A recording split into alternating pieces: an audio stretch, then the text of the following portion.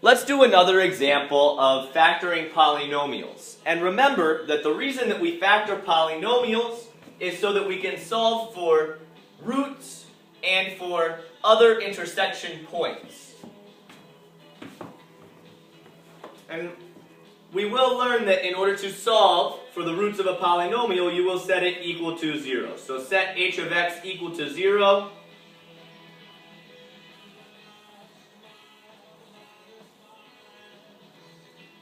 And now, this is a quadratic polynomial. We know it is quadratic because the degree is 2.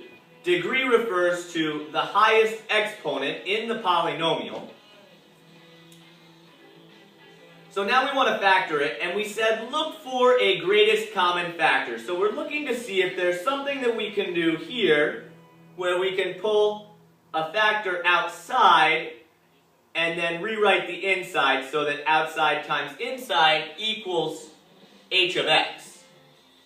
So we said look for the variables because often students forget to put the variable that they need here in their greatest common factor. But you see, you cannot factor out x because 15 does not have x on it. So negative 15 divided by x, that does not divide evenly. So there will not be any x in the greatest common factor.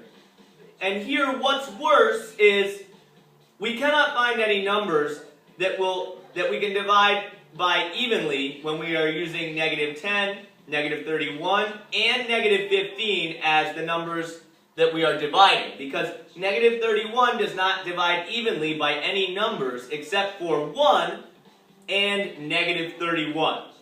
So we cannot find a way to factor negative 31. So unfortunately, the greatest common factor we can pull out is 1, leaving us with negative 10x squared minus 31x minus 15. So nothing has changed here, and we looked for a greatest common factor, but we could not really find anything. So this is quadratic, and that means a equals negative 10, b equals negative 31, and c equals negative 15. And we have a framework to work with this.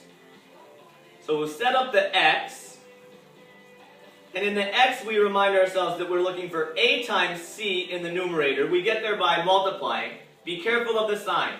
Negative 10 times negative 15 equals positive 150.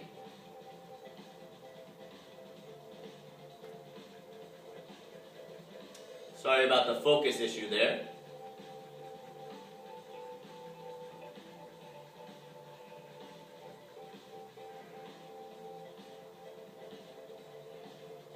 Lovely. And we remind ourselves that we're putting b at the bottom, and we get to b by adding, and b is negative 31. So this part is difficult. In fact, it's difficult enough that I messed it up the first time I tried to make this video. I said that it would be negative 26 times negative 5, and those do add to 31, to negative 31, but they do not multiply to give 150.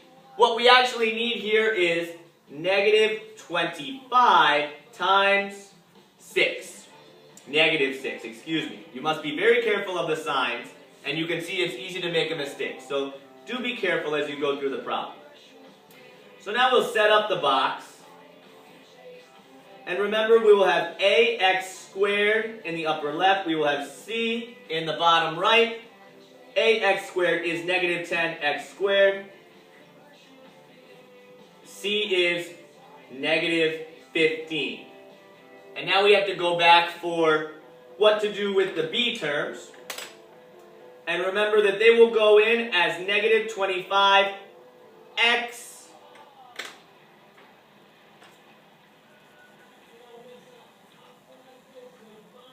and negative 6x.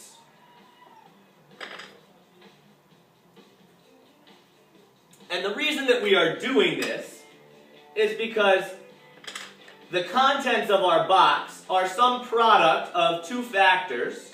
Factor times factor equals product. And everything in the box needs to add up to equal our polynomial.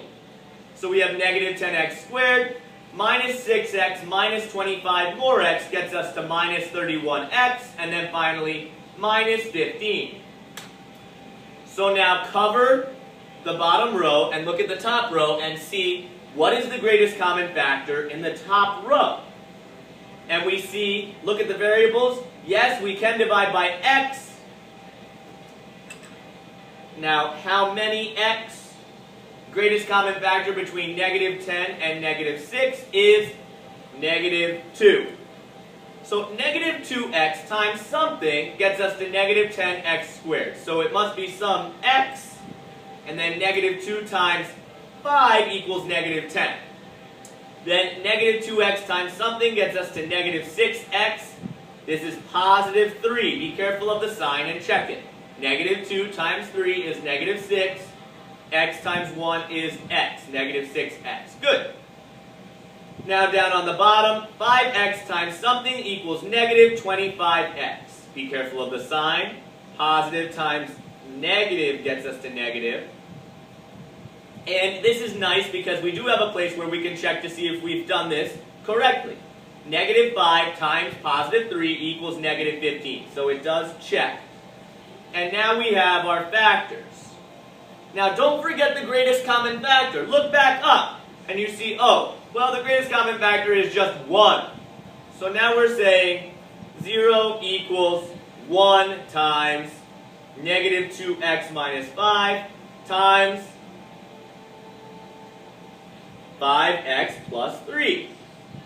And this is the polynomial that at the beginning of the problem we called h of x. So 1 times negative 2x minus 5 times 5x plus 3 is h of x in its factored form. And you see we have set it equal to 0 so that we can solve for its roots. Well, what will that look like?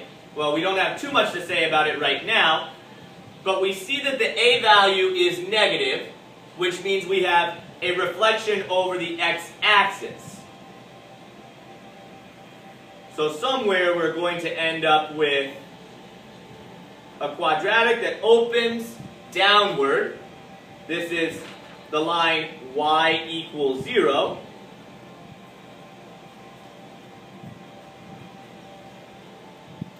And these are the roots that we will be solving for. We'll call for right now we can call them R1 and R2. We will show how to solve for roots very soon. You have factored the polynomial of degree 2, h of x.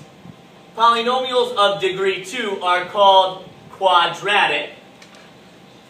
And there you see a quadratic that opens downward with 2 roots at y equals 0, which is also known as the x-axis. Good job!